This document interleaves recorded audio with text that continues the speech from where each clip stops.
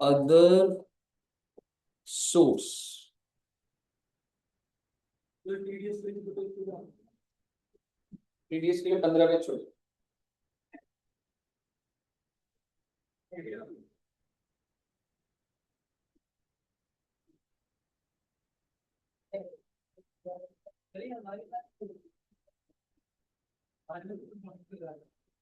Residential कुछ बच्चे सितंबर के भी हैं।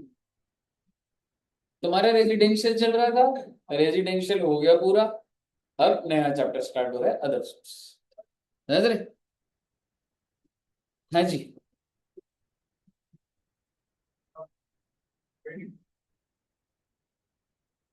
ऐड कर दिया।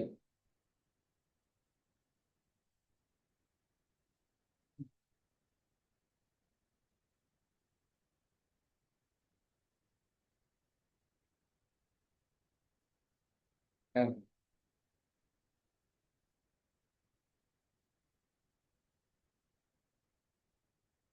चलिए,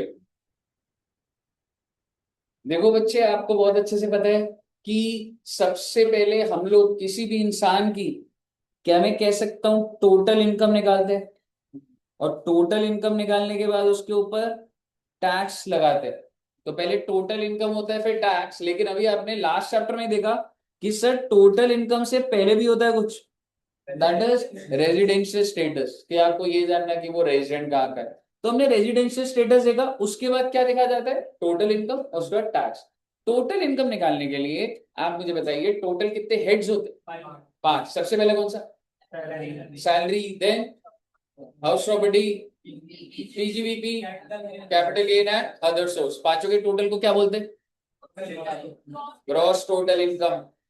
जीटीआई, जीटीए में से क्या माइनस होता है? डिडक्शन अंडर चैप्टर, कौन से सेक्शन होते हैं? 80C to 80U। और क्या आंसर आ जाता है? Total income. तो ले दे के बात ये है, वो जो 5 हेड है उसमें से एक आपने अदर सोर्स बोला था ना, वो अदर सोर्स शुरू होने जा रहा है बच्चे, कि अदर सोर्स में कौन कौन सी इनकम टैक्सेबल होती है। तो आइए, अगर मैं आपको बोलूं अदर सोर्स में 56, 57, 58, 59, 4 सेक्शन है। सबसे छोटा हेड है अदर सोर्स जो है, लेकिन ऐसा नहीं है बहुत छोटा भी एक्सपेक्ट मत करिएगा, लेकिन हाँ, comparatively in comparison to salary, capital gains, PGP, छोटा है। तो जब भी कोई भी हेड स्टार्ट होता है ना, और जिन बच्चों ने तो अभी अभी ज्वाइन करा उनके लिए कह सकता हूँ सबसे पहला हेड यही है, दैट इज अदर सोर्स।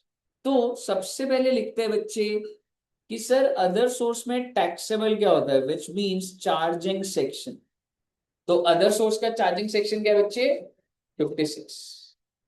कुछ बच्चों के दूसरे हेड भी हो रखे, जैसे कि मान लीजिए अगर मैं आपसे पूछूं कि सैलरी का चार्जिंग सेक्शन क्या है, section 15। Very good Suresh ji. PGB 25। अगर आपने गलत आंसर दिया एसी बंद कर दूंगा मैं। हाँ, 25 या 28? 28। चलिए एक और क्वेश्चन पूछता हूँ तेरे से, ठीक है? अगर गलत दिया तो फैन भी बंद हो जाएगा। ठीक है, और कौन सा करा तुमने? Capital gains 45। याद होना चाहिए, नहीं क्या मुझे ले रहा है। ठीक है, मुद्दे के बाद जो है मैं आपको एक चीज बताता हूँ, जब भी कोई भी हेड में स्टार्ट करता हूँ तो चार्जिंग सेक्शन से स्टार्ट होता है, मतलब कि वो हेड बोलना क्या चाह रहा है। तो अदर सोर्स कौन से सेक्शन से स्टार्ट होता है बच्चे? सेक्शन 56। और सेक्शन 56 कहता है, if there is any income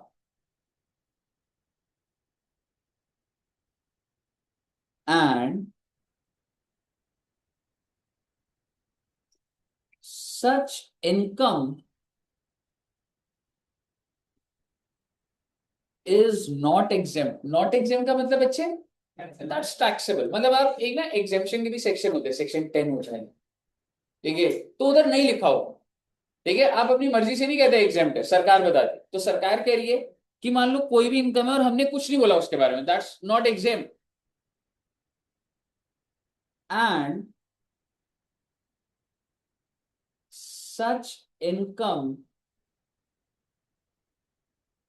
is not taxable under is not taxable under any other head, और ब्रैकेट में लिखेगा एनी अदर हेड का मतलब बच्चे ना तो वो सैलरी में टैक्सेबल है, ना ही वो पीजीबीपी, ना ही हाउस प्रॉपर्टी, ना ही capital. It is not taxable under any other head.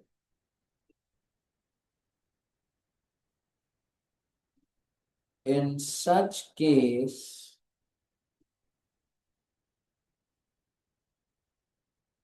such income will be taxable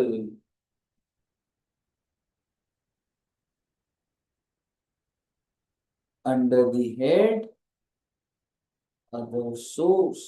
Okay.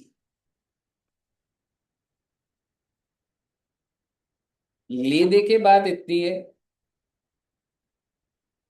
there is any income, it's not exempt, that means it's taxable. और वो कौन कौन से हेड में टैक्सेबल नहीं हो रही है, बाकी चार में नहीं हो रही, तो ऑटोमेटिकली कहां हो जाएगी रे, अदर सोर्स. इसीलिए अदर सोर्स को रेजिडुअरी सोर्स बोला जाता है, रेजिडुअरी सोर्स भी बोला जाता है.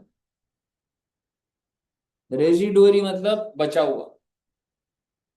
सैलरी आप देखेंगे स्पेसिफिक है, नौकरी है. कैपिटल गेन में आप बेच रहे हैं कोई चीज, पीजीबी में आपका बिजनेस है, हाउस प्रॉपर्टी में आपका हाउस. अदर सोर्स में कोई भी इनकम. कोई भी इनकम का मतलब क्या, बच्चों को आइडिया है कौन कौन सी इनकम्स होती है बच्चों, सोच के देखिएगा. हाँ जी, डिविडेंड इनकम, वेरी गुड, ऐसे ही लिखते हैं, है ना. सबसे बड़ा जो मेजर कैटेगरीज है अदर सोर्स में, मैं वो लिखता हूं पहले, जो कि हम आज करेंगे भी, दैट इज गिफ्ट्स. अरे सर, गिफ्ट भी इनकम होती है बच्चे, है जी. आंसर इज यस, गिफ्ट भी इनकम होती है, और कौन से हेड में टैक्सेबल हो जाती है, अदर सोर्स. पर मुद्दे की बात अभी ये होना है. और क्या हो गया, डिविडेंड्स. आप में से कोई बच्चा अगर इन्वेस्ट करता है, कोई बच्चा है जो इन्वेस्ट करता है, एनीवन, हाँ जी, नहीं, गुड. आप खुद पे इन्वेस्ट करिए करो, एक बार भैंस को बंद भी कर दे, आई थिंक अब हो जाएगा अच्छे. ठीक है, और कोई इनकम बच्चे, गिफ्ट, डिविडेंड्स, और कुछ, lottery, very good, lottery, interest, very good. Sir miscellaneous, हाँ जी, मैं बेसिकली मिसलेनियस आपका वो बना दूंगा.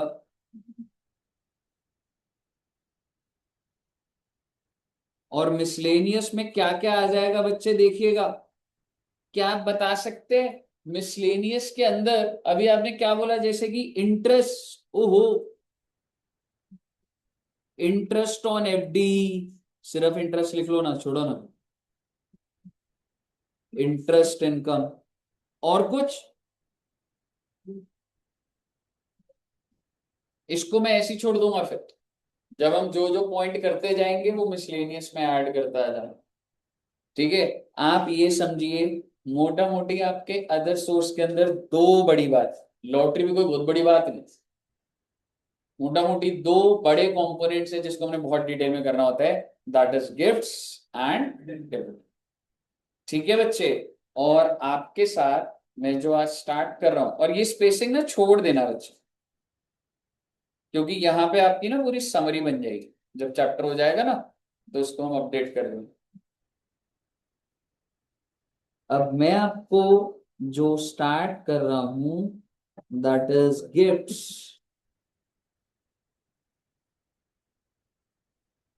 और इसका सेक्शन है जी 56 to 10.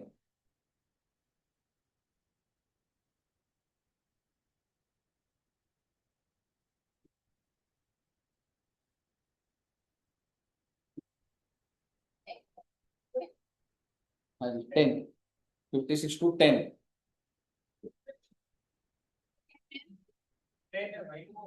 x 10, अब आप ऐसे में सोचना 10।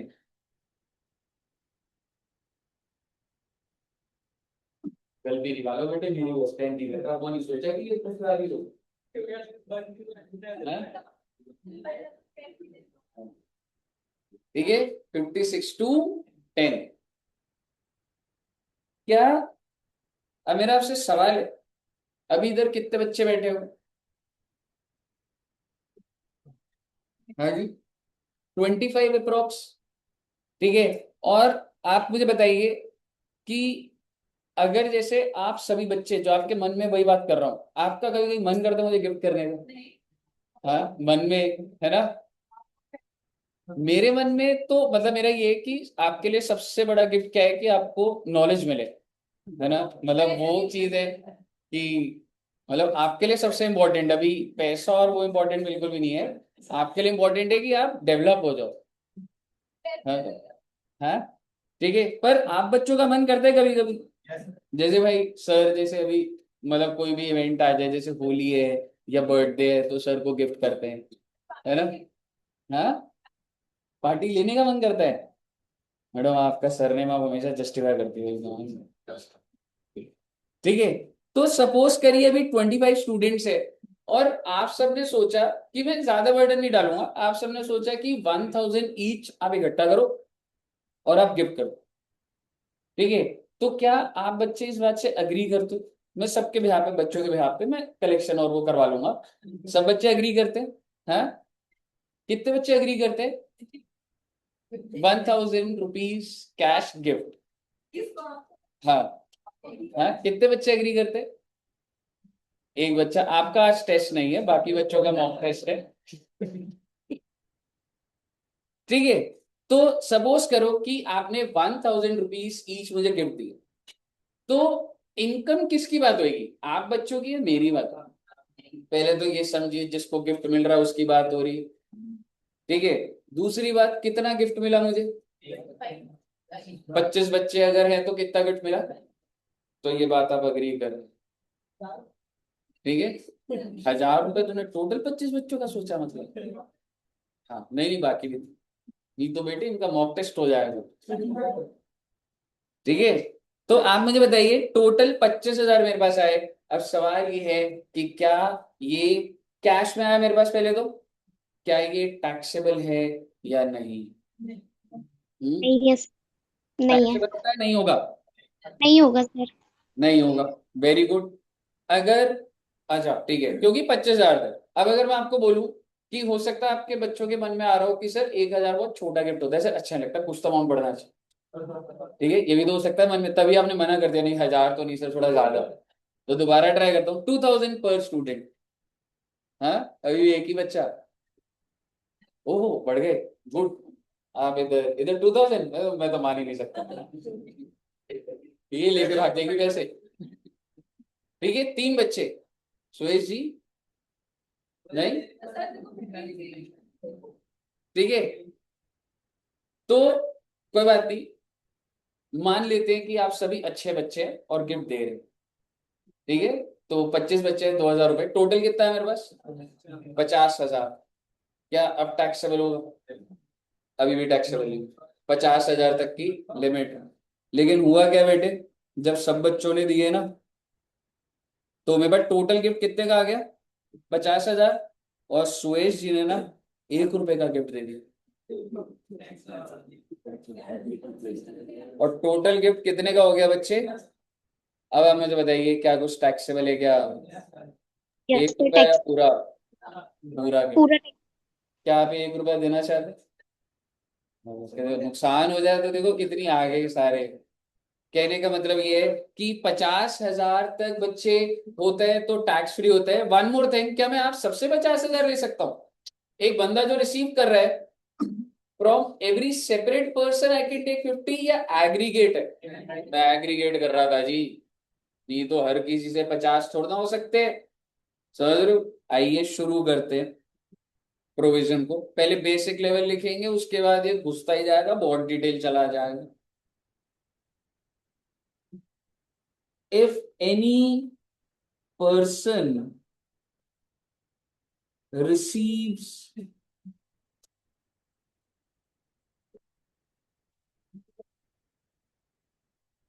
any gift, ओहो, और गिफ्ट क्या हो सकता है बच्चे, कैश में भी या फिर काइंड। काइंड में भी।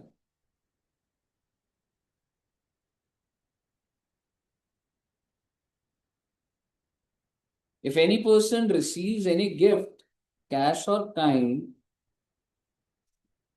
from any other person, Shaji, any person receiving from any person, चाहे कैश गिफ्ट हो चाहे काइंड हो, and if value of the gift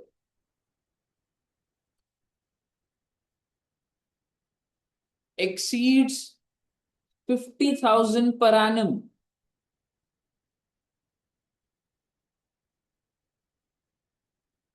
in such case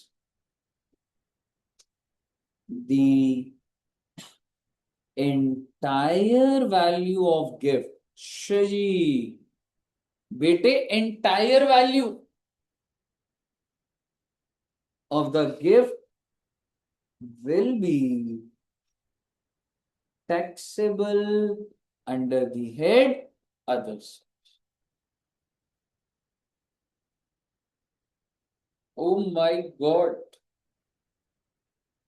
क्या आप बच्चों को भी जो गिफ्ट मिलता है, आप बच्चों को गिफ्ट मिलता है? नहीं, कोई नहीं देता आपको गिफ्ट। आप बच्चों को अभी तक गिफ्ट ही मिल रहा है। कौन दे रहा है? कौन? घर वाले। क्या मैं कह सकता हूँ आपके जो पेरेंट्स हैं वो आपको, ऐसा होता है वैसे जनरली मैं जानना चाहता हूँ, जैसे कि अब बर्थडे होता है तो कुछ गिफ्ट मिलता है घर से, वैसा मिलता है कैसे, मतलब पहले से प्लानिंग होती है कि मुझे ये गिफ्ट चाहिए? हाँ, तो क्या मिलता है, मतलब क्या बोलते हो? मोबाइल फोन दिला दोगे? हाँ, या ड्रेस कपड़े, ऐसा है?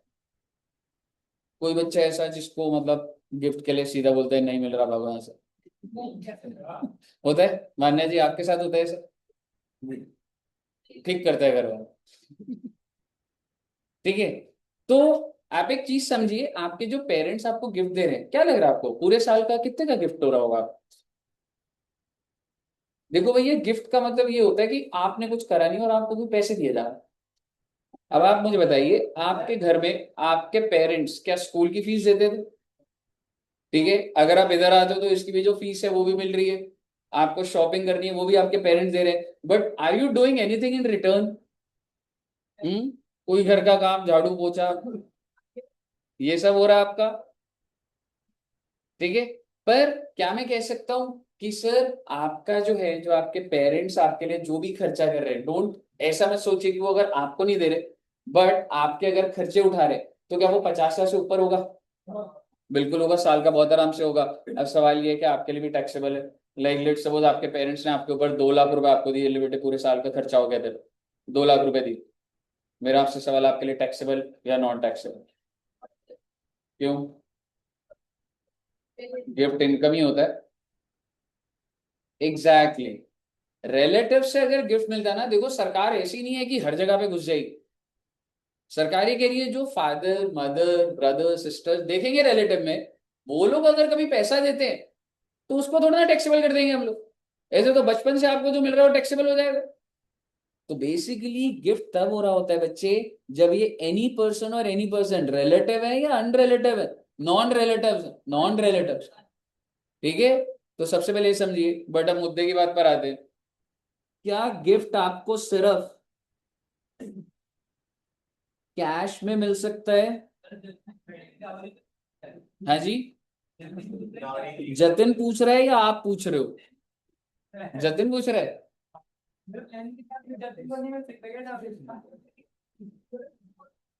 नहीं नहीं बेटे, डाउरी तक बात ही नहीं आती बेटे, शादी तो करो।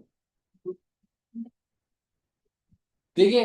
गिफ्ट जो है ना, आप मुझे बताइए क्या मैं कह सकता हूं कैश होता है, और किस टाइप का गिफ्ट हो सकता है काइंड में, सर और मैं उसको बाइफरकेट कर रहा हूं। I am saying movable property and immovable property.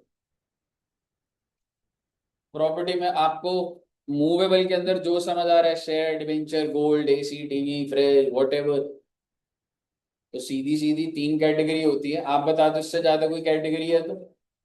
या तो कैश दे सकता हूँ, या गोल्ड गिफ्ट हो जाएगा, गाड़ी गिफ्ट हो जाएगी, मोबाइल गिफ्ट हो जाएगा, कुछ भी मूवेबल, और या फिर प्रॉपर्टी आपके नाम होगी।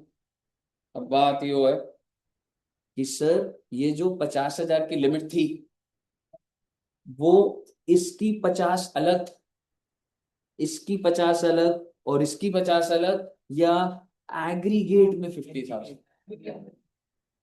सो दैट्स इंडिविजुअल 50-50-50, या एग्रीगेट 50? Correct answer is 50-50-50। यानी कि आप 50,000 का कैश ले सकते हो, 50,000 का गोल्ड ले सकते हो, 50,000 की प्रॉपर्टी तक ले सकते हो, सरकार टैक्स नहीं लगाई। हाँ जी, तीनों मिला के नहीं है 50, सेपरेट है। ठीक है, एक इंसान को 30,000 रुपए कैश मिला और 30,000 का गोल्ड मिला, बताइएगा। एक इंसान को 30,000 रुपए कैश मिला, 30,000 का गोल्ड मिला, कुछ टैक्सेबल होगा? एग्जैक्टली कुछ नहीं होगा टैक्सेबल। आगे सुनिएगा, सेपरेट लिखा है मैडम।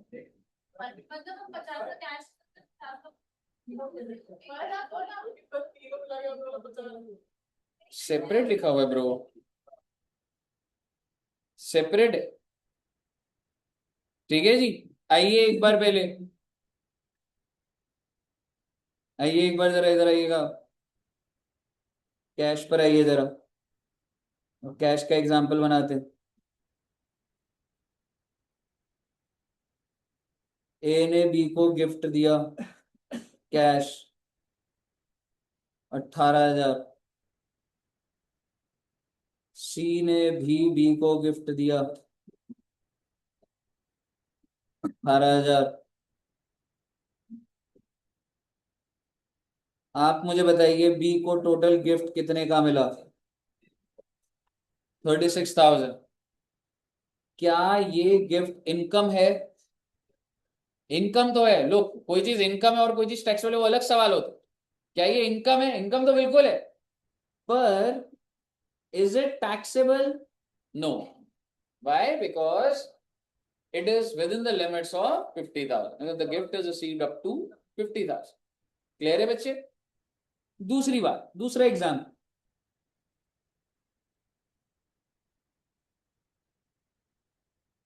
ए ने बी को गिफ्ट दिया 48,000, सी ने बी को गिफ्ट दिया 3,000। पहले बताइए गिफ्ट कितने का हुआ?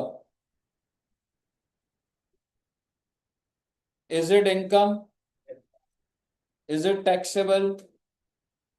हाँ जी, 51 हो गई जी। तो टैक्सेबल हो गया तो अमाउंट कितना टैक्सेबल? पूरा का पूरा भाई साहब, पूरे 51,000 टैक्सेबल हो गया। टैक्सेबल मतलब अदर सोर्स में तेरी इनकम दिखाना। हाँ जी। टैक्सेबल क्यों हो गया? टैक्सेबल हो गया क्योंकि गिफ्ट बढ़ गया 50,000 से। ए को बी से नहीं मिला भाई, ए ने गिफ्ट दिया।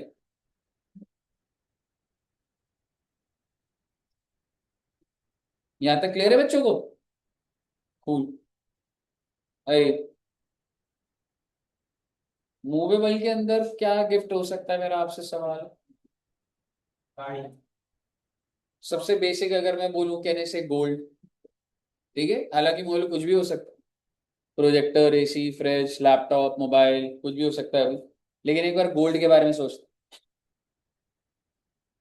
तो सपोज करिए बच्चे, मूवेबल के अंदर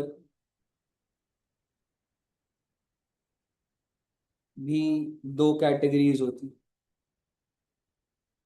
एक होता है कि आपने पूरा का पूरा गोल्ड किसी को गिफ्ट करा और आपने पैसे नहीं लिए, दैट्स कॉल्ड फ्री गिफ्ट। और एक होता है बच्चे इन एडिक्वेट कंसिडरेशन। मतलब तुमने गिफ्ट दिया 1 लाख का, पर सामने से 20,000 ले लिया, ऐसा दिखाने के लिए गिफ्ट थोड़ा है। इनएडिक्वेट कंसिडरेशन क्या होता है कि like I am giving you something worth 1 lakh, और मैं आपसे कितने रुपए दे रहा हूँ, 10 रुपए दे दो, ताकि मैं दिखाऊं मैंने बेचा है। तो ले दे के मूवेबल के अंदर क्या हो सकता है बच्चे, या तो एंटायरली फ्री गिफ्ट है, या फिर क्या है, इनएडिक्वेट ना। पहला सवाल तो ये है कि मूवेबल की 50,000 की लिमिट है, या मूवेबल की फ्री गिफ्ट की अलग और इनएडिक्वेट की अलग। यानी कि दोनों की मिला के 50 है, या फ्री गिफ्ट अलग 50, इनएडिक्वेट अलग 50। दोनों की मिला के 50, गलत जवाब पे। दोनों की अलग अलग। क्या भाई? हाँ जी, तो सेक्शन भी तो चल ही रहा है, उसी के अंदर सारा नहीं होता ना, ऐसे प्रोवाइजो, फर्दर प्रोवाइजो। पहले बताइए, यहां तक क्लियर है? तो मान लीजिए, सपोज करिए, और आपके ना ब्लड में चला जाएगा, या आप अभी नहीं भी लिखोगे बात की सर ये है, तो भी कोई दिक्कत नहीं आने वाली। आइए फ्री गिफ्ट की बात करते हैं। मान लीजिए एक इंसान है ए, ए ने बी को गिफ्ट करी ज्वेलरी, ओहो, और ज्वेलरी गिफ्ट करी जिसकी मार्केट वैल्यू है 30,000। ओके। ए ने फिर दोबारा ज्वेलरी गिफ्ट करी, किसको गिफ्ट करी, बी को, फिर दोबारा ज्वेलरी जिसकी मार्केट वैल्यू है 18,000। मुझे बता दीजिए, what is the value of gift? Is it income? Is it taxable? एक ही एग्जांपल में बात खत्म करूंगा, रुक जाइएगा। एक इंसान है सी, उसने भी बी को ज्वेलरी दे दी, और उसने भी 18,000 की दी। अब आप मुझे गिफ्ट की वैल्यू बताइए। Is it income? टैक्सेबल? ले दे के बाद भाई 60-50 से ऊपर हो गया, सारा का सारा टैक्सेबल हो जाएगा। टैक्सेबल है, हाँ जी है। और कितना टैक्सेबल अमाउंट भी लिख देता हूँ, 66।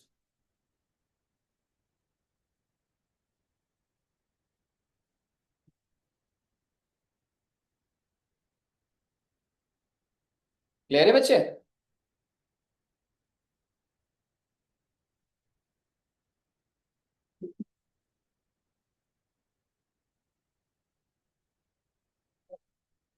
All clear till here? इनएडिक्वेट consideration.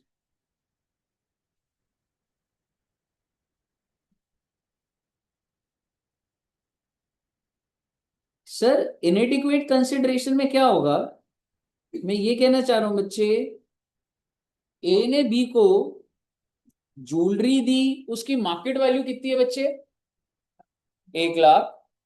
और उसने पता है क्या करा, अब देखो, मतलब ए को ये समझ आ गया कि भाई देखो, मैं सीधा सीधा कैश गिफ्ट करूंगा तो भी टैक्सेबल हो जाता है, ज्वेलरी लेके खरीद के दूंगा तो भी टैक्सेबल हो जाता है। तो लोग क्या करते हैं, लोग थोड़ा सा दिखाते हैं कि थोड़े से पैसे ले लिए, ताकि वो ऐसे गिफ्ट के एम्बिट में ना आए।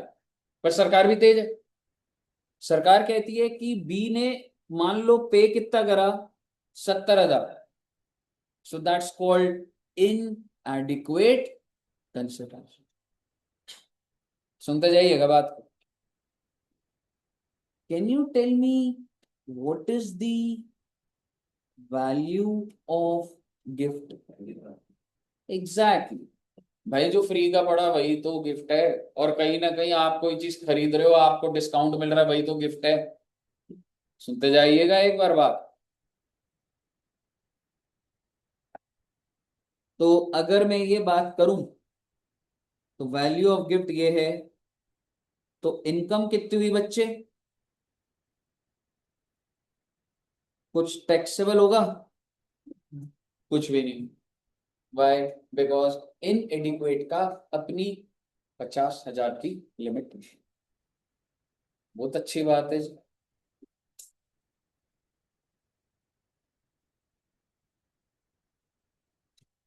ए बी को ज्वेलरी गिफ्ट कर रहा है 1 लाख की, बी ने इसको 80,000 दे दिए। फटाफट बताना गिफ्ट की वैल्यू। 20,000। ए ने फिर दोबारा ज्वेलरी दी 1 लाख की, बी ने इसको पे करे 40,000। फटाफट गिफ्ट की वैल्यू बताना। इसका मतलब बी को टोटल गिफ्ट कितने के मिले? इनएडिक्वेट। भाई साहब आपको एक बात बता दूं, ये चार्ट ऐसी नहीं बना रहा, पूरा का पूरा क्वेश्चन आएगा ना, कैटेगरी बन रही है ये। कैश में कितना है वो कैटेगरी बनेगी, मूवेबल फ्री की कैटेगरी बन रही है, मूवेबल इनएडिक्वेट कंसिडरेशन की कैटेगरी बन। ठीक है, तो अब आप मुझे बताइए टोटल इनएडिक्वेट वाला रिसीव कितने हुआ गिफ्ट को? बात यो है टैक्सेबल हो जाएगा? हाँ जी हो जाएगा। कितना amount? Because moment it exceeds the entire amount is taxable. All clear till here? Yes sir. Very very very good. इधर जगह बची है आपके पास? मतलब आप सीधा एरो लगाकर ऐसे नीचे आगे जा सकते हैं, कोई दिक्कत नहीं।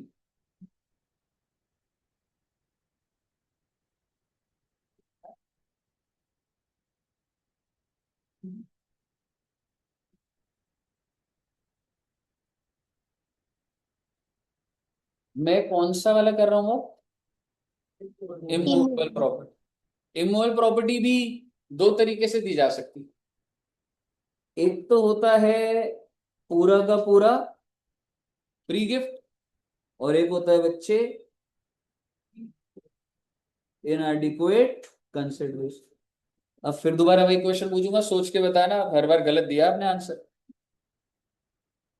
इसका 50 अलग, इसका 50 अलग, या टोटल का 50? हर बार गलत हुआ, सोच के बताइएगा। टोटल का 50 या अलग अलग? Total sir 50 total. या सेपरेट 50? हर बार गलत है। करेक्ट आंसर है सेपरेट ही है, 50 50। हर बार गलत दिया तुमने। ठीक है, तो इसका भी 50,000। बस यहाँ पे फर्क क्या है बच्चे, यहाँ पे 50,000 एग्रीगेट में नहीं है, पर प्रॉपर्टी है बच्चे। अगर तो तुम चाहे अलग ही बोल देते तो भी गलत तो हुई।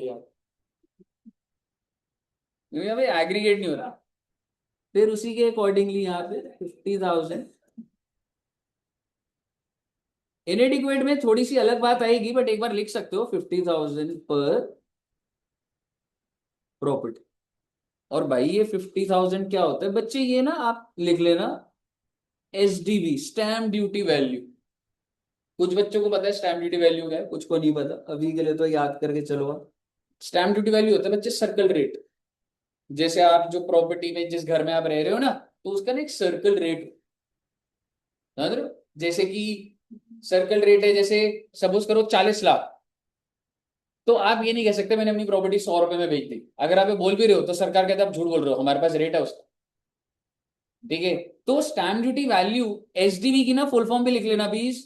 स्टैम्प, ऊपर लिख लेना चाहे ड्यूटी वैल्यू, सरकार डिसाइड करती है ये। चलो टॉप मार्जिन पे लिख भी लो, stamp duty value is the value decided by कौन सी गवर्नमेंट, स्टेट गवर्नमेंट या central government? Stamp duty value कौन डिसाइड करता है, स्टेट या centre? State government. Very good, correct answer. ऊपर लिख लीजिएगा टॉप में मार्जिन में, stamp duty value is value decided by state government. आपका दिल्ली में घर है, दिल्ली के घर की वैल्यू क्या होगी आपकी, वो दिल्ली की सरकार डिसाइड करेगी, आम आदमी पार्टी। अब चेंज हो गई है, लेकिन आदत है वो, काफी टाइम चली तो। ठीक है, आने वाली है, डोंट वरी। ठीक है, आइए सर, मान लीजिए मिस्टर ए ने मिस्टर बी को एक इमूवेबल प्रॉपर्टी फ्री में ट्रांसफर कर दी। ओ माय गॉड, मेरा आपसे ऐसे ही पूछ रहा, फ्री में प्रॉपर्टी ट्रांसफर हो जाती है। लाइक ऐसे आपके घर में कोई पूछे, भाई आजकल तुम पढ़ रहे हो, टैक्स पढ़ रहे हो, नॉलेज है, तो प्रॉपर्टी गिफ्ट हो जाता है, हो जाता है, हो जाता है। एक गिफ्ट डीड बनती है, गिफ्ट डीड होती है, और आपके पास जो प्रॉपर्टी है आप उसको गिफ्ट कर सकते। नहीं, मतलब वो एक ही एंगल नहीं होता गिफ्ट का हमेशा। हाँ मतलब ठीक है, जनरली भी हो सकता है, आपने भी हो सकता है मैडम को गिफ्ट कर दिया हो। हमेशा रिसीव करने का एंगल मत बनाया करो आप, ठीक है। बताओ, सीधा प्रॉपर्टी ही ले लेगा तो फिर, ठीक है।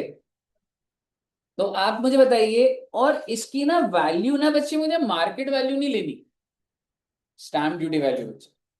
And let's suppose the stamp duty value is 45,000, taxable होगा कुछ? सीधा लिखूंगा, देखो गिफ्ट कितने का माना जा रहा है, 45 का, टैक्सेबल होगा क्या? नहीं होगा जी। बहुत अच्छी बात है।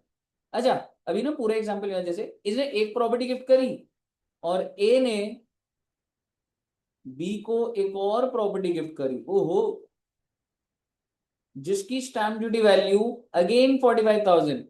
सो do I have to aggregate 45 45? No, so that's property wise. तो ये वाला भी क्या कुछ टैक्सेबल होगा? तो अब देखिए, मैं इंडिविजुअल कंक्लूड कर सकता हूँ प्रॉपर्टी। भाई साहब, ए ने एक और प्रॉपर्टी गिफ्ट कर दी भाई साहब, इसकी स्टैम्प ड्यूटी वैल्यू 85,000, क्या टैक्सेबल होगा? अब हो गया तो 85,000।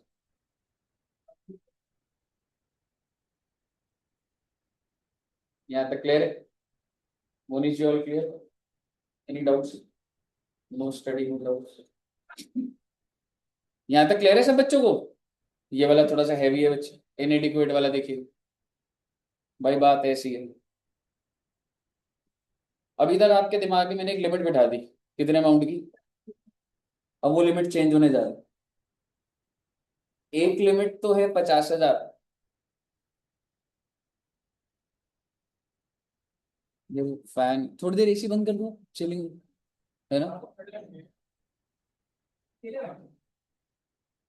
फैन भी थोड़ा सा धीरे कर दूं, अभी चला दूंगा 5 मिनट, ठीक है। तो एक लिमिट तो कितने की है बच्चे? 50,000। दूसरी सुनिएगा, 10% of consideration which ever is higher. Sir ji ये क्या बोल रहे हो, छोड़ो ना बेटे, लिख लो बस आप। अब की बार लॉजिक क्या लगाना पड़ेगा भाई, लिमिट सीधा 50,000 नहीं बोल सकता मैं, ठीक है। अब की बार हमें लिमिट को थोड़ा फिल्टर्ड देखना पड़ेगा, और सीधा एग्जांपल से बता दूंगा मैं आपको। जैसे सपोज करिए, ए ने बी को एक इमूवेबल प्रॉपर्टी गिफ्ट करी, जिसकी स्टैम्प ड्यूटी वैल्यू है 20 लाख रुपए। यानी कि सर, वो प्रॉपर्टी का सर्कल रेट, या सरकार ने जो डिसाइड करा क्या है वो, दैट इज 20 lakhs। बी ने जो पे करा, कंसिडरेशन, व्हाट इज कंसिडरेशन, जितने मैं आपको बेच रहा हूं, काइंड ऑफ, वो पे करा बच्चे 16 लाख। तो सबसे पहले आप मुझे ये बताइए, व्हाट इज दी, अच्छा कैन आई से दिस इज इनएडिक्वेट कंसिडरेशन?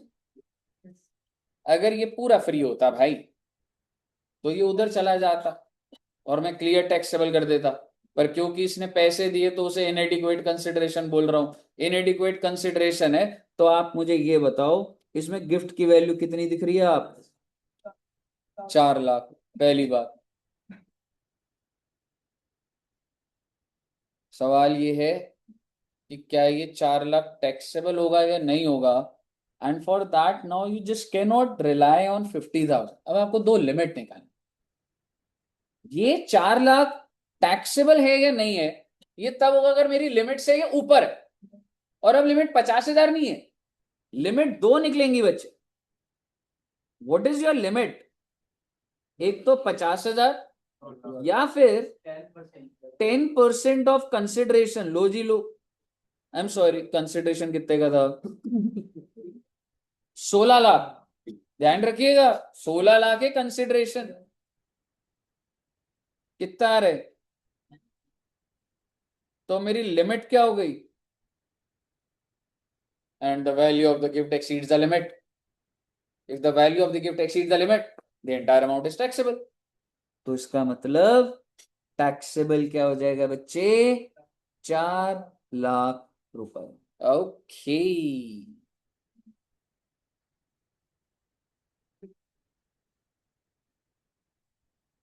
ये वाला केस समझ आया? सेकंड आप दोबारा बनाना, मैं इसी में एक ऑल्टर कर रहा हूं।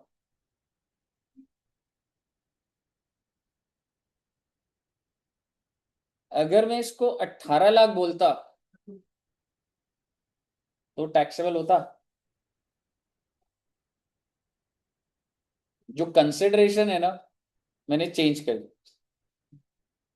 तो सबसे पहले तो मुझे वैल्यू ऑफ गिफ्ट बताओ। एग्जैक्टली, 50,000 तो भाई, और 1.8। Exactly, but it still exceeds. तो 2 लाख टैक्सेबल हो जाता।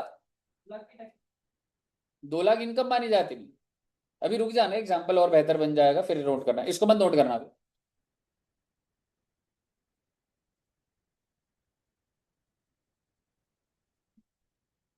अगर मैंने 19 लाख की पेमेंट करी हो, पहले बताइए what is the value of the gift? तो एक लिमिट तो 50,000 हो गई, दूसरी 10% ऑफ 19 लाख, 1.9 लाख। तो मेरी लिमिट क्या हो गई? 1.9 lakh. Will it be taxable? नहीं। एग्जैक्टली भाई, तेरा गिफ्ट कितने का है? 1 लाख। लिमिट क्या है तेरे पास? 190। तो ये तो विद इन द लिमिट है ना। और अगर विद इन द लिमिट है तो कुछ भी टैक्सेबल नहीं होगा ना बच्चे। स्टेप बाय स्टेप सोचो ना। गिफ्ट कितने का है आपका? 1 लाख का। लिमिट कितने की है? 190। आपने लिमिट से ऊपर गिफ्ट लिया है, तो फिर टैक्सेबल क्यों करूंगा? लिमिट से कम है तो बस ठीक है, कुछ भी नहीं होगा।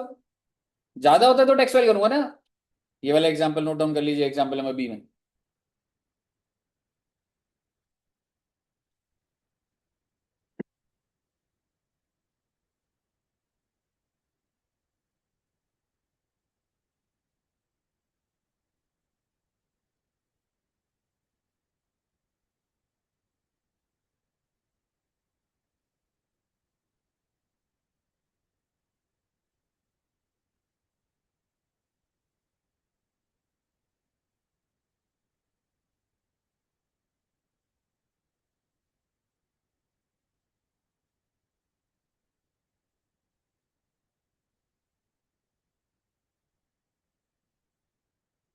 लिख लिया बच्चे?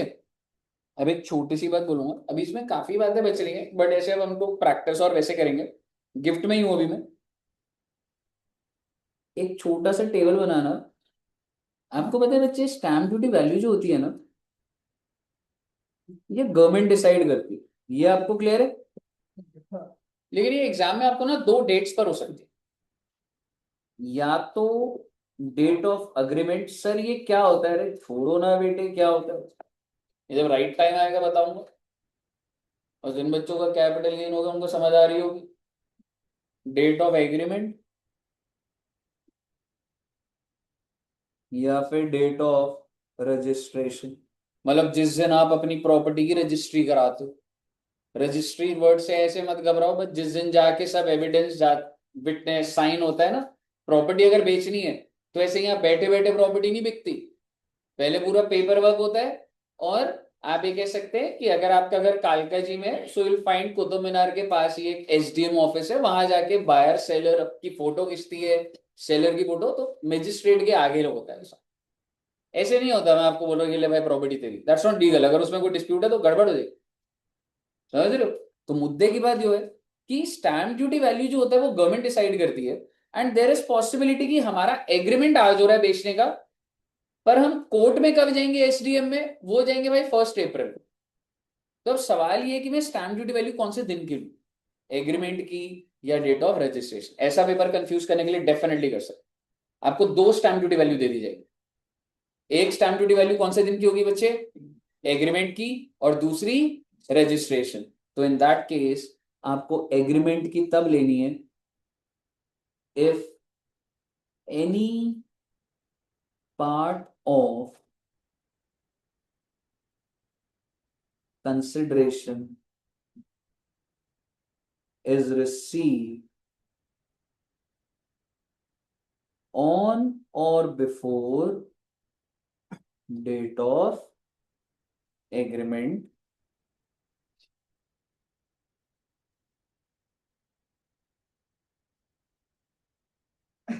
by,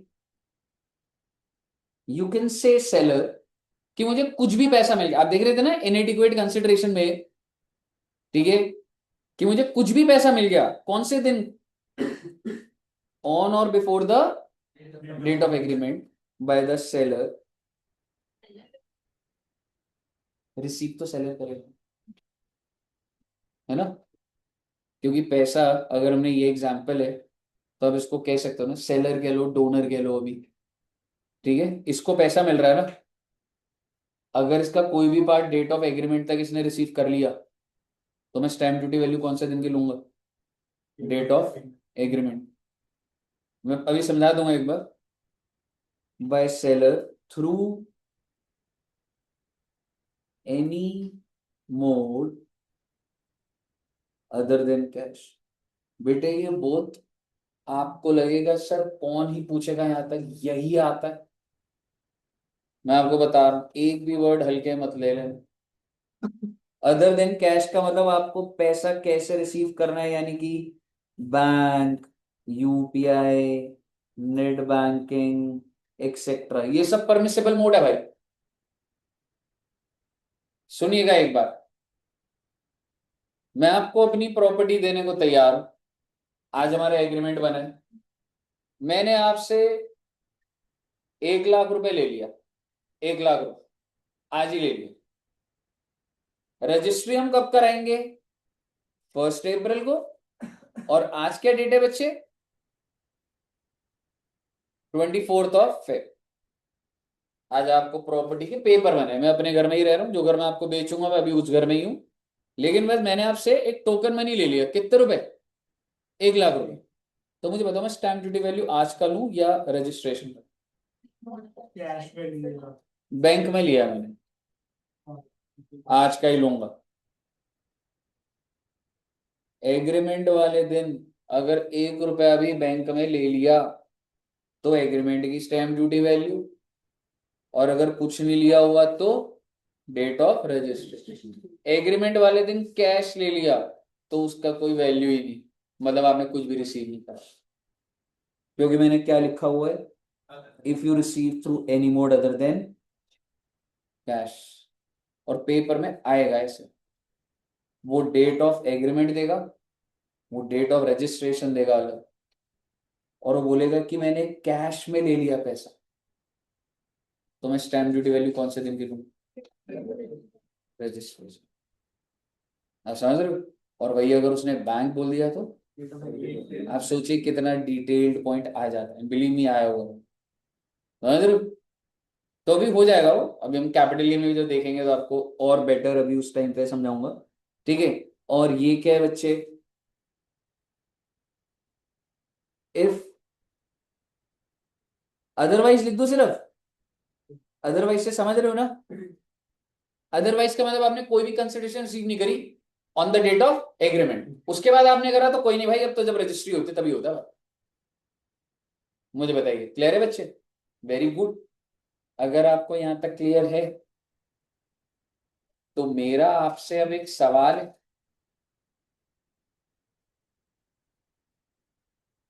लिखना मत इसको। ए ने बी को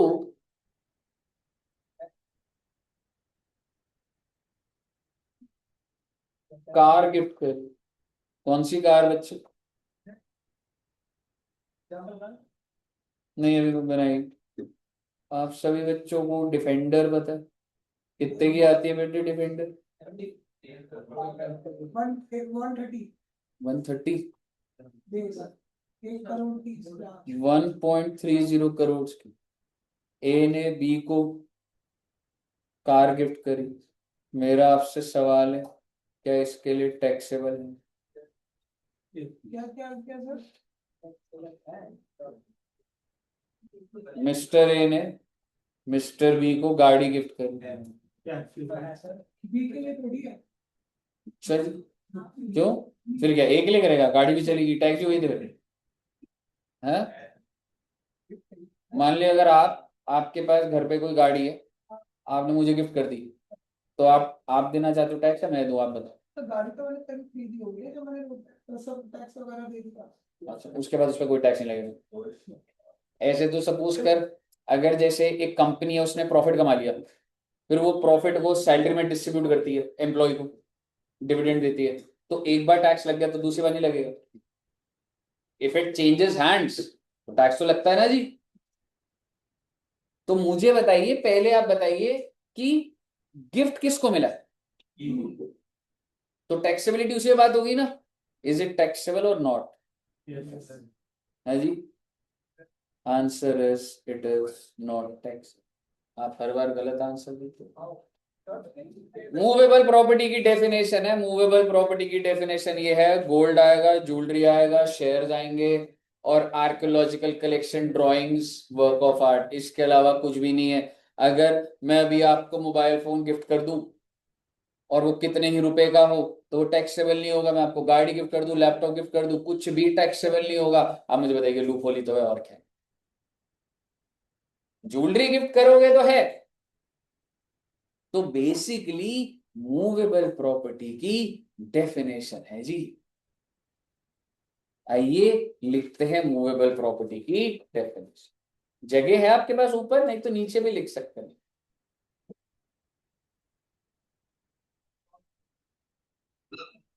6-7 लाइन आएंगी। सबसे पहले movable property, shares and securities. Okay, shares and security. बच्चे एक बात बताओ, सपोज करो मेरे पास कुछ शेयर्स है रिलायंस के, ठीक है? तो आप मुझे बताइए, अगर मैं आप बच्चों को गिफ्ट कर दूं तो क्या वो मूवेबल प्रॉपर्टी माना जा रहा है? माना जा रहा है, ठीक है? तो shares and securities. Then jewellery. Jewellery के अंदर क्या लग रहा है आपको? सिल्वर भी आता होगा, ठीक है? जो भी प्रेशियस मेटल्स होंगे, सारे मेटल के नाम नहीं लिखने, गोल्ड, डायमंड, प्लैटिनम, वॉटेवर, ठीक है? ज्वेलरी के अंदर आ जाएगा, ज्वेलरी ऑर्नामेंट जो। उसके बाद बुलियन। बुलियन क्या होता है? बुलियन क्या होता है? गोल्ड के बिस्किट्स, समझ रहे हो?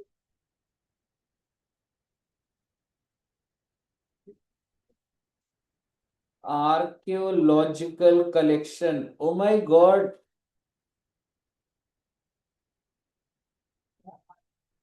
Archaeological collections, work of art, sculptures, drawings, paintings. आप देखते हैं कभी कभी मैं कॉन्सेप्ट समझाने के लिए ड्राइंग बनाता हूँ, वो वाली ड्राइंग नहीं है ये। कौन सा वाला? हाँ जी, कौन सा लग रहा है? जो बहुत ही हाई लेवल ड्राइंग होती है, जो रिच कैटेगरी परचेस करते हैं, जैसे आपने करी होगी परचेस कभी। नहीं, मेरे को पसंद यूज करते पर्सनल यूज करें ड्राइंग नहीं, वो वाली नहीं, पेपर में डाले, पेपर टैग कभी कर दिखते हैं। ठीक है ना? यही चीजें मूवेबल प्रॉपर्टी में है।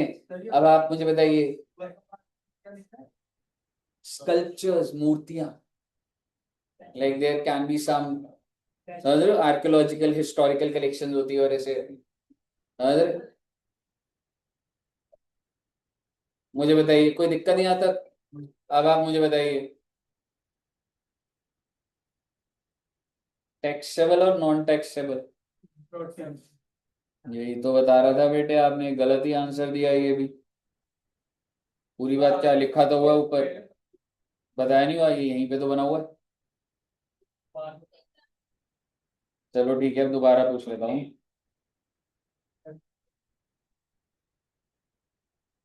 अगला सवाल पूछता हूँ आपसे।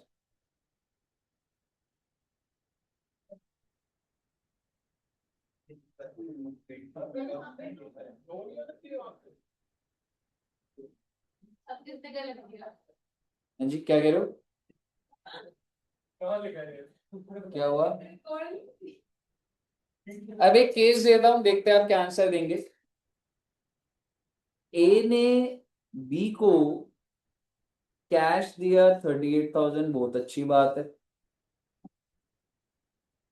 ए ने बी को ज्वेलरी दी 80,000, और इसने भी इन रिटर्न पे कर दिया कुछ 40,000। तो इसको कंबाइंड में देखना बच्चे, है ना? समझ गए ना? ए ने बी को इमूवेबल प्रॉपर्टी दी 80,000 स्टैम्प ड्यूटी वैल्यू की। ए ने बी को इमूवेबल प्रॉपर्टी दी 80,000 की,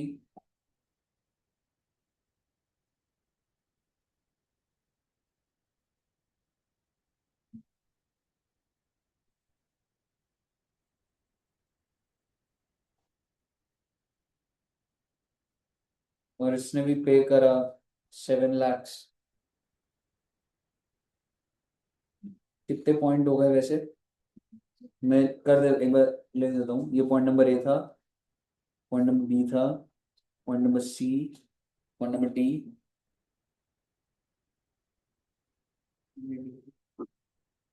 बस आप मुझे बता दीजिए बी के लिए कितना टैक्सेबल है।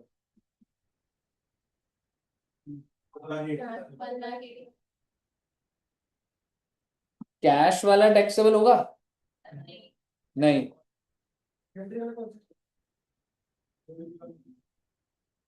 क्योंकि जो कैश की कैटेगरी है वो तो है 38,000, और क्योंकि ये पूरे साल में एक्सीड नहीं हुई, तो ये सारा का सारा एग्जेम्प्ट बोल रहा हूं मैं। मूवेबल की अपने में दो कैटेगरी होती है जी।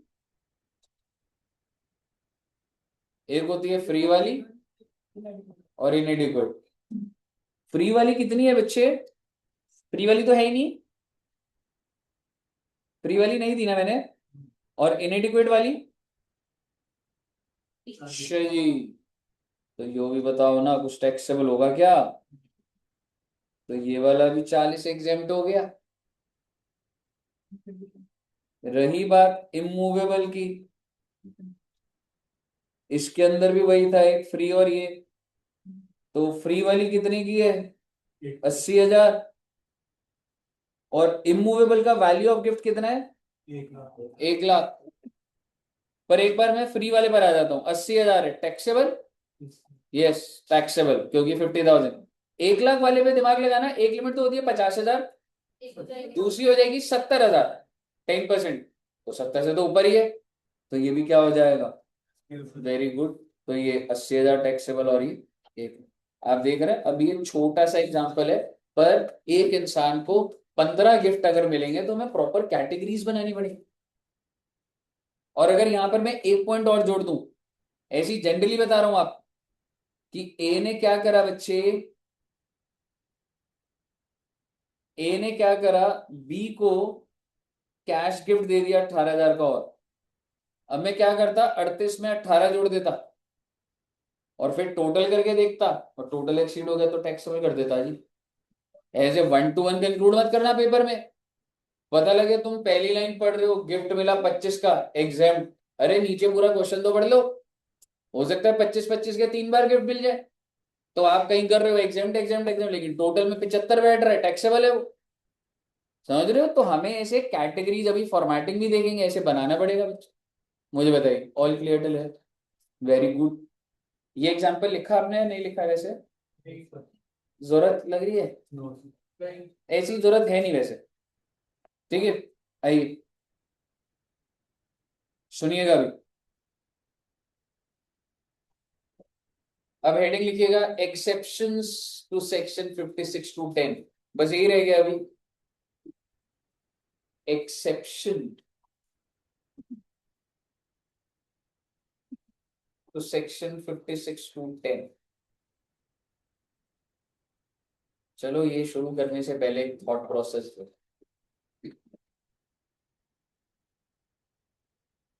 एक इंसान है, ये आपने दुकानदार को समझाया कि तुम्हें पता भी है कि गिफ्ट होता है। दुकानदार था ज्वेलरी वाला, कहता है यार मैं जब मार्केट से ज्वेलरी खरीदता हूँ तो हम तो ऐसे बल्क में खरीदते हैं 1 करोड़ की। ऐसा होता होगा ना, 1 करोड़ 10 करोड़ 20 करोड़ ज्वेलरी खरीद रहे, जैसे पीपी ज्वेलर्स है, तनिष्क है, ठीक है। तो अगर 10 करोड़ की है तो वो नेगोशिएट नहीं करते होंगे, ये 10 करोड़ की है तो यार तुम 9 करोड़ 50 लाख लगा दे, कुछ तो डिस्काउंट दे दो, मार्केट में जो भी भाव चल रहा है ठीक है कुछ तो डिस्काउंट दे भाई, होता होगा। तो सोचिए, अमाउंट छोटा कर लेता हूँ, मैं 1 करोड़ की ज्वेलरी खरीदी, ठीक है, मैं ज्वेलर की बात कर रहा हूँ, ज्वेलरी वाले की बात कर रहा हूँ। उन्हें 1 करोड़ की ज्वेलरी खरीदी 90 लाख में, हो सकता है नहीं हो सकता, डेफिनेट हो सकता। वो ज्वेलरी वाले को कितने का फायदा हो गया? हाँ जी, 1 करोड़ की चीज 90 की मिल गई, 10 लाख। तो वैल्यू ऑफ गिफ्ट 10 लाख, जो सस्ता हो 10 लाख। तो इसका मतलब अगर ज्वेलरी वाला सस्ते में खरीदेगा तो सरकार कह रही है ओ माय गॉड डिस्काउंट, और सरकार उस डिस्काउंट को गिफ्ट बोल रही है और टैक्सेबल। इसी तरीके से डीएलएफ का भी सोच लीजिए। डीएलएफ क्या करता है, टावर खरीदता है सीधे सीधे, 500 करोड़ के टावर 450 करोड़ के मिल गए, तो जो सस्ता मिला डिस्काउंट मिला, सरकार के लिए तो गिफ्ट। Exactly exactly. ये उन लोगों के लिए नहीं है जो जब प्रोक्योर कर रहे हैं या चाहे उन्हें जब मिल रहा है, उनके लिए अगर ये चीज स्टॉक है तो 56(2)(10 नहीं लगेगा। 56(2)(10 तब लगता है when the person who is receiving that, उसके लिए ये कैपिटल एसेट हो। यानी कि ये जो हमने लाइन लिखी थी, any person who receives any gift, चाहे कैश में हो चाहे काइंड में हो, और काइंड को आप कह सकते हैं एज कैपिटल एसेट। बेटे बात छोटी सी है ये, लेकिन क्या स्टॉक इन ट्रेड हो सकता है? नहीं। आप इसको इधर ही लिख के काट दीजिए, और अभी आ जाऊंगा आपके ऊपर भी मैं। लेकिन आप ये समझिए, जो डीलर है भाई, मैं तो पूरा 6 महीने लगा के सस्ते वेंडर खरीदे, 20 करोड़ सस्ता मिला, सरकार कह रही है जो डिस्काउंट मिला वो इनकम, क्योंकि गिफ्ट है, वो ऐसे थोड़ा ना होता है, तो मेरा धंधा है। लेकिन आप मुझे बताइए, आप सब बच्चे भी ज्वेलरी की दुकान पे गए हो, ऐसा हो सकता है कि आपने 10 लाख की शॉपिंग करी, हो जाती है ऐसी शादी पे, ठीक है। जैसे अभी मान लीजिए आपने, क्रिस जी अगर जैसे अभी रिलेशन में थी तो गोल्ड खरीदा होगा, ठीक है। तो अगर हम गोल्ड परचेज करते हैं तो when you go into the shop, तो अब जब आप गोल्ड खरीद रहे हो, आपके लिए ये स्टॉक इन ट्रेड है या capital asset? Because you are not dealer in the. और आपने गोल्ड खरीदना था 25 लाख, आपने गोल्ड खरीदा 25 लाख का, ज्वेलरी वाले ने बोला सर 25 लाख रुपए, आपने उसकी इनवॉइस बुक लिया, आपने कहा 25 नहीं दूंगा, 24 लाख दूंगा फाइनल का। ऐसा हो सकता है वो मान जाए? हाँ जी, हो सकता है जी। 25 लाख का सामान ले रहा हूँ, percentage of discount is not that much. उसने बोला 25 लाख, आपने बोला 24 लाख, आप बाहर आ गए, कितने का डिस्काउंट मिला आपको? बाहर इनकम टैक्स गवर्नमेंट क्या कह रही है, आपको ये इनएडिक्वेट कंसिडरेशन है, 1 लाख रुपए की 50,000 से ऊपर है तो सारा का सारा टैक्स है। क्या ये सही बात है? आई I मीन क्या इसमें कोई और चीज आप बोलोगे? मैं कुछ नहीं बोलूंगा, बिल्कुल सही बोल रही है सब, because you are the person who is receiving this as a capital asset. तुम्हारे लिए तो कैपिटल एसेट ही है, और जब तक तुम्हारे बोलने से गिफ्ट से थोड़ा ना होता कंक्लूजन, 25 लाख की चीज 24 की मिली है, तुम कह रहे हो डिस्काउंट, मैं कह रहा हूँ गिफ्ट, तो क्या आपके लिए टैक्सेबल हो जाएगा बच्चे? हाँ जी बिल्कुल हो जाएगा। लेकिन बताइए क्या रियल वर्ल्ड में गवर्नमेंट ये ट्रैक रख पाएगी? हाँ, क्या आप जैसे कोई घर भी खरीद रहे हो, 1 करोड़ का है, आपकी डील 95 लाख की होगी, तो क्या रियल सेंस में गवर्नमेंट आप तक पहुंच पाएगी? पर क्या अगर एग्जाम में ये पॉइंट आ रहा है कि you are purchasing for the purpose of marriage, और फॉर आप ज्वेलरी परचेज कर रहे हैं और उसमें आपको दिख रहा है डिस्काउंट 2 लाख का, तो मैं आपको एक बात बता दूं, 56 to 10 लग जाएगा, और जो भी वैल्यू ऑफ गिफ्ट है 2 लाख की वो टैक्स है। क्योंकि मेन मुद्दे की बात ये है, आपके लिए ये कैपिटल एसेट है, और आप जिसको डिस्काउंट कह रहे हो सरकार उसको गिफ्ट कहती है। आप मुझे बताइए, क्या आपको यहाँ तक बात क्लियर है बच्चे? क्योंकि वरना तो ऐसे हर कोई डिस्काउंट बोल देगा, समझ रहे हो, ऐसे तो हर कोई बोल देगा बच्चे। तो बेसिकली आपका कैपिटल एसेट रेसिपिएंट के लिए क्या होना चाहिए, वो कैपिटल एसेट। क्लियर है बच्चे? चलिए, वेरी गुड। अब हमने क्या लिखा था? एक्सेप्शन। बस एक पॉइंट बोलूंगा बस,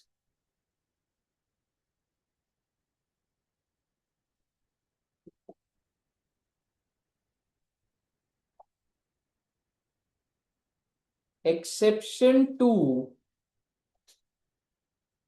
56 to 10, यानी कि चाहे आप कितना ही अमाउंट रिसीव कर लो, 56 to 10 नहीं लगेगा, यानी कि सारा का सारा गिफ्ट एग्जाम्प्ट। लिखिएगा पहला point, any gift received from, any gift received from relative of the individual,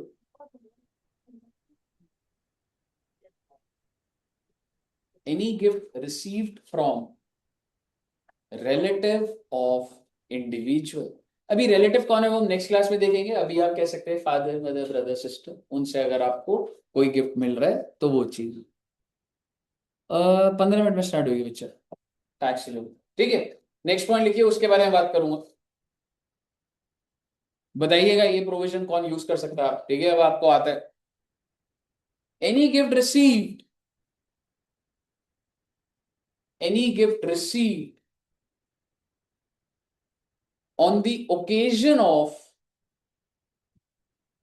on the occasion of marriage of individual। भाई साहब, अगर शादी पे आपको कुछ भी मिले, हाँ जी पीयूष जी लिख भी लेना, मतलब ऐसे खुश हुए जा रहे, any gift received on the occasion of marriage of individual whether from relative और नॉन रिलेटिव, सारा का सारा एग्जाम्प्ट है। अब आप मुझे बताइए,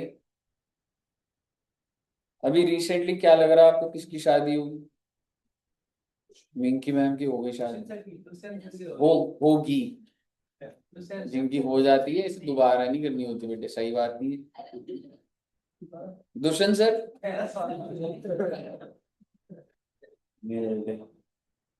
ठीक है। सो आप मुझे बताइए, क्या मैं कह सकता हूँ दुष्यंत सर की शादी की हाई प्रोबेबिलिटी है या नहीं है? नहीं। नहीं है, मेरे हिसाब से हाई, सुपर हाई प्रोबेबिलिटी। देखो घर में वाइट वॉश हो, हाँ, नहीं नहीं नहीं नहीं, अभी एकदम अभी रिसेंटली हो, और उनके घर पे भी ना फ्लोर पे भी वो भी सब क्लीनिंग और वो सब चल रहा है। अरे वो सर, ताकि वो हिंट लग जाती है ना। हाँ, मेरी बातें बताई थी सर ने, मेरी बात ही करते रहते हैं यार सर ने। कौन सा?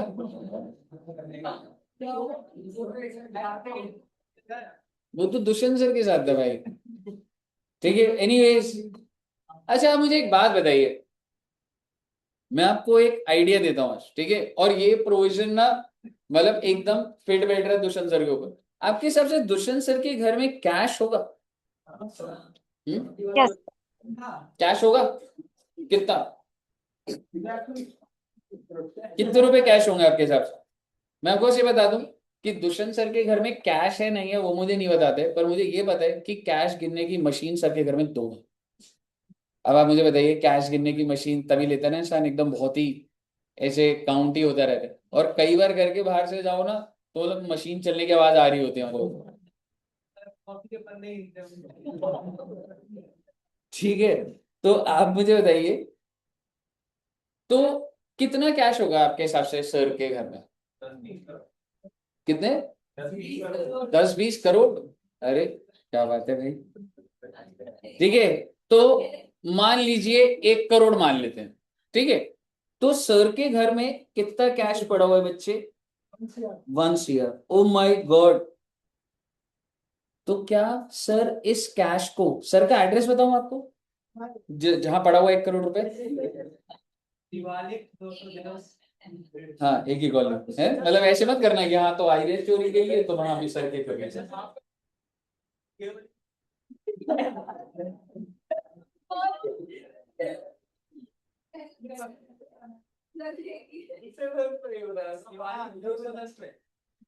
उनके जो हेड है वो यहाँ रहते हैं।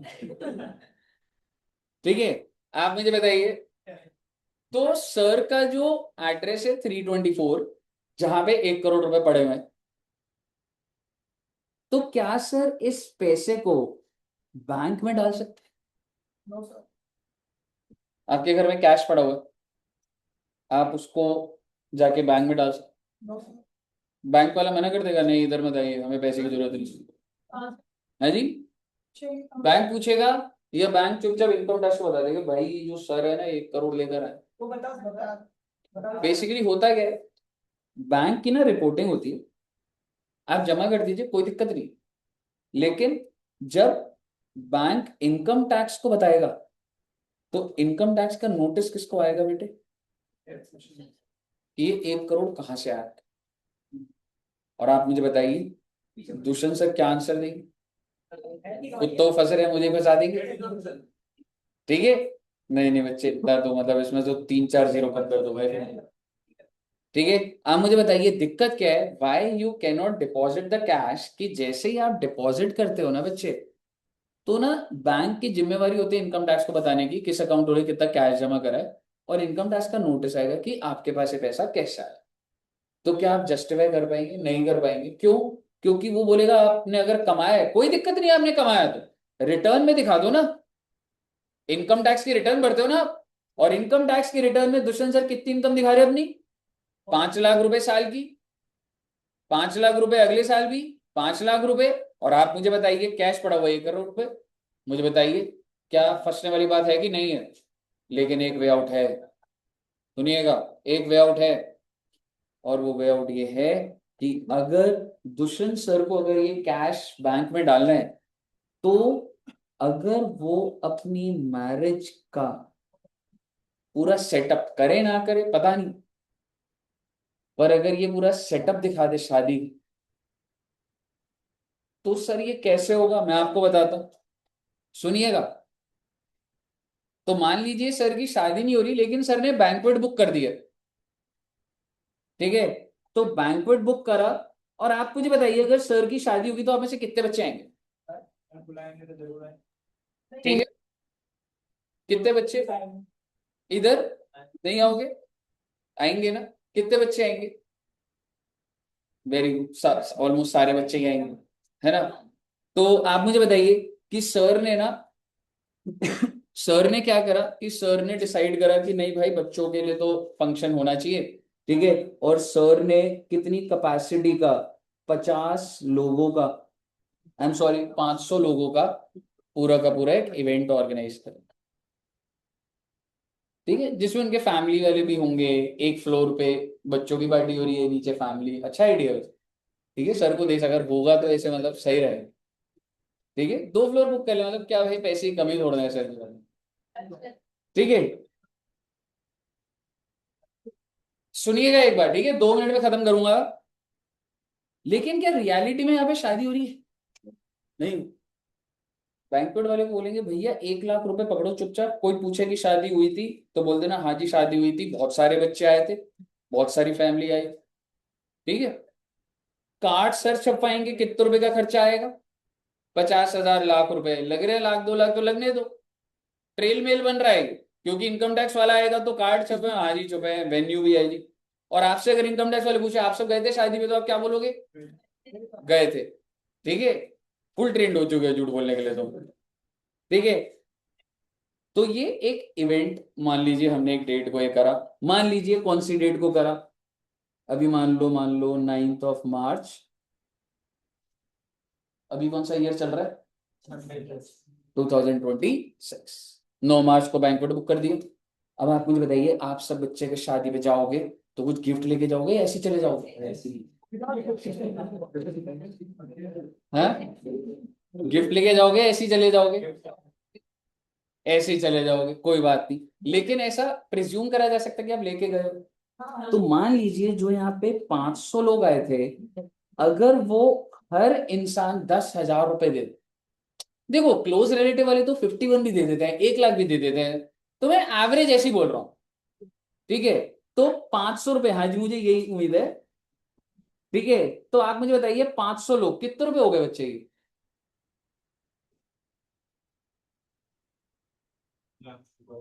नहीं नहीं, 50 लाख, 50 लाख रुपए। ठीक है जी, और आप मुझे बताइए, मैं इसको 20,000 कर देता हूँ बच्चे, कितने रुपए हो जाएगा आपका, कनेक्ट हो जाएगा? 1 करोड़। शादी किसकी हो रही है बेटे?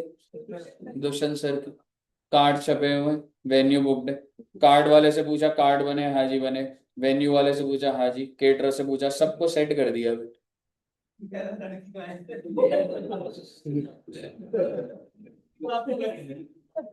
ठीक है, तो बेसिकली दुष्यंत सर है।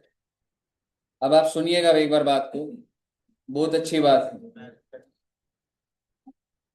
9 मार्च को ये सारा पैसा आ गया होगा, रियल में उधर कोई फंक्शन ही नहीं है। 10 मार्च को दुष्यंत सर बैंक में जाएंगे और कितने रुपए जमा करेंगे?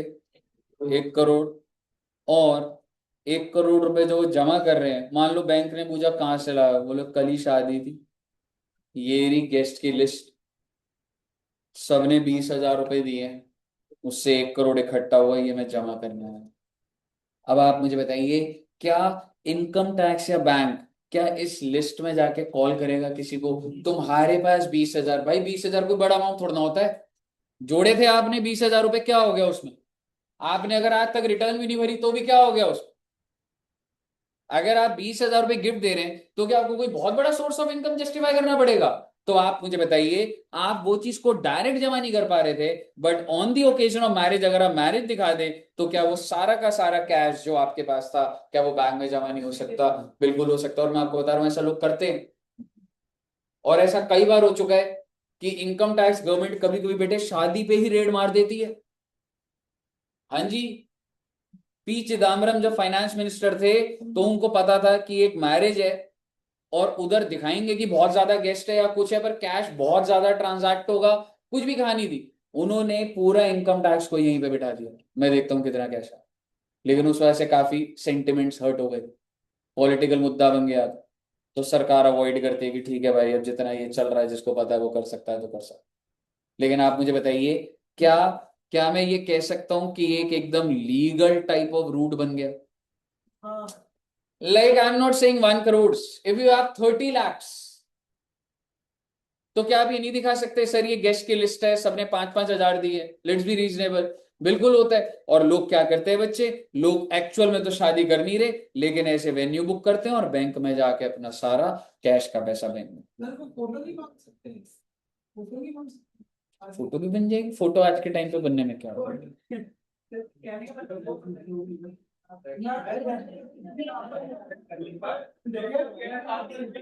हो सकता है जैसे दुष्यंत सर के पास बहुत सारा कैश है, ऐसे कोई मैडम भी हो जिनके पास बहुत सारा कैश हो। दोनों सिर्फ शादी इसलिए करना चाहिए कि अपने अपने पैसे अपने अपने बैंक अकाउंट में डल जाए। एग्जैक्टली बाद में कुछ कोई वो नहीं है, फोटो सिर्फ ट्रेल मेल है, रियल में शादी नहीं हुई।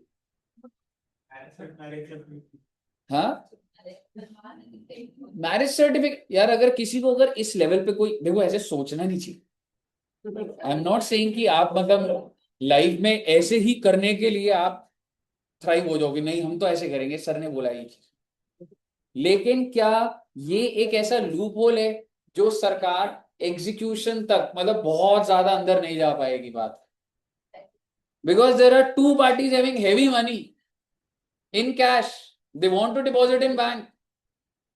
तो एक वो इस तरीके से शादी का पूरा ऑर्गेनाइज दिखा दे, क्या हो गया इस पे 10 लाख चला जाएगा बैंक्वेट वाले को, क्या हो गया केटरर को 1-1 लाख रुपए, जो भी इंटरेस्टेड पार्टी, लग गए मेरे 20 लाख रुपए, पैसे तो बैंक में चले गए। 1 करोड़ के लिए मैं नहीं दूं, बट अगर मेरे पास 20 करोड़ हो तो क्या सब चीजें ऑर्गेनाइज नहीं हो सकती? और आपको एक्चुअल दिखाना है, मैं ऐसे ही दिखा दूंगा, 500 लोग ऐसे ही इकट्ठे हो जाएंगे। आप मुझे बताइए, क्या इस तरीके से कैश जो आपके घर में पड़ा है वो वाइट हो सकता है? नहीं हो सकता, बिल्कुल हो सकता। मैं लूपहोल आपको इसलिए बताया कि आपको मार्केट में क्या पता होना चाहिए, लेकिन ऐसा आपको कभी भी नहीं करना चाहिए। Obviously not. मैं जब मैरिज हुई थी तो मैं गवर्नमेंट एम्प्लॉय, तो मैं यूनाइटेड बैंक ऑफ इंडिया में जॉब करता था, ऑल वाइट। हाँ उससे यार आप तो मतलब ऐसा नहीं। हाँ बिल्कुल, मुझे पता था कोई ना कोई बच्चा तो पूछेगा कि एक बार करेंगे या कितनी बार शादी करेंगे, वो चीज है। फिर कैसे करेगा, मतलब एक इंसान से शादी करता जाएगा? हाँ जी। हाँ फिर दोबारा कैश इकट्ठा हो गया? फिर दोबारा कैश इकट्ठा हो गया? हाँ जी बताइए, क्लियर है बच्चे यहाँ तक? चलिए, तो सर जी ये 2 एक्सेप्शन आपने लिखी है, नेक्स्ट क्लास में इसको फर्दर आगे बढ़ाएंगे और गिफ्ट का खत्म करेंगे। अभी भी थोड़ा सा बच रहा है, लेकिन अब प्रैक्टिकल क्वेश्चन के अंदर देंगे। ठीक है बच्चे? Okay, thank you very much. 1:30 start करेंगे बच्चों, ठीक है? 1:30 स्टार्ट।